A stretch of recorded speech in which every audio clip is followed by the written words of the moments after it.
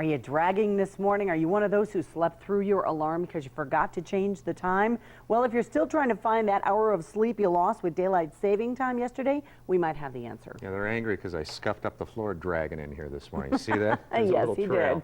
So Fox News' Lisa Hart, she is at the Clayton Sleep Institute this morning learning some ways to make up for all of that lost time.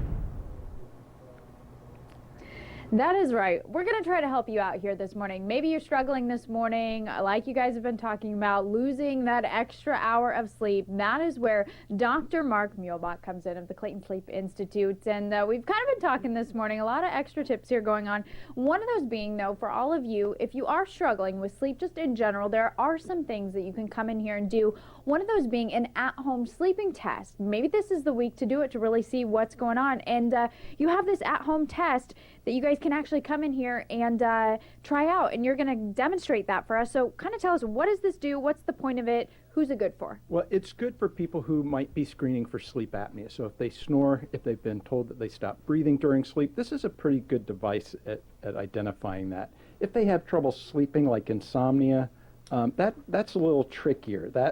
They might not even need a sleep study if they have insomnia. They need to follow up with their primary care doctor or a sleep specialist, find out what might be contributing to their difficulty sleeping. Again, they might not need a sleep study, but a sleep study, an in-lab sleep study, which would be in a bed like this, can identify a lot more than a home sleep test. The home sleep test is actually quite good at detecting sleep apnea. So people who snore, they've been told they stop breathing, hypertension, tired during the day, those are very good signs of possible sleep apnea. And so that's what the home test is good at detecting, sleep apnea. If somebody kicks or jerks their legs during sleep, or something called narcolepsy, the home sleep test won't do that. So that's where an in-lab test would come in place. Right, and it's pretty easy to put on. I mean, all you have to do is fasten around your waist, put a few things on, and I mean, you're getting it on here pretty quickly. On while we were talking. This is the last thing. So what this actually does is I have a little sensor here that tells me position, also a little belt around the chest that's going to measure breathing at the chest. This will measure breathing at the nose and the mouth. This will measure my oxygen level, pulse rate.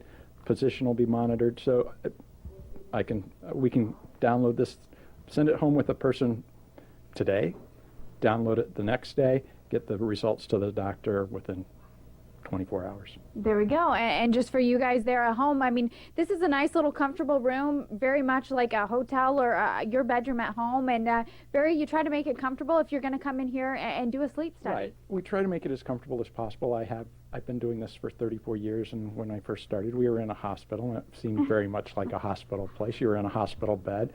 This is a little more comfy, and people often come in thinking it's going to be very intimidating and are quite surprised that it's not as bad as they think it's going to be. There you go. So maybe this is the week to do it. Hopefully you can catch up on that extra sleep. It's going to take you a while to catch up, but we'll have a few more tips coming your way here a little later this morning from the Clayton Sleep Institute. I'm Lisa Hart here in Clayton. We're going to send it back to you guys in the studio. All right. Thank you so much. I see a bed and I just want to fall asleep. Yeah.